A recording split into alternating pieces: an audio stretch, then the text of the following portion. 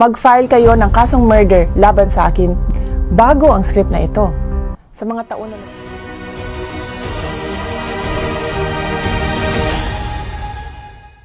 Mga kababayan, Assalamualaikum.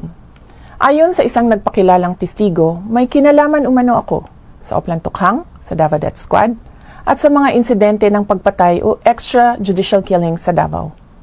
Bago ang script na ito, sa mga taon na nagsilbi ako bilang Vice Mayor at Mayor ng Davao City, ni minsan ay hindi naugnay ang aking pangalan sa isyong ito.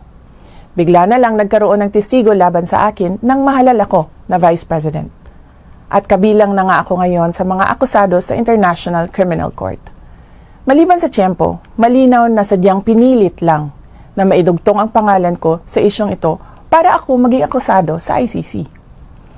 Ang pagpupumilit ng ICC na pakialaman ang ating hudikatura ay panghihimasok sa ating soberanya. Paglapasangan ito sa dignidad ng mga Pilipino at sa karangalan ng Pilipinas.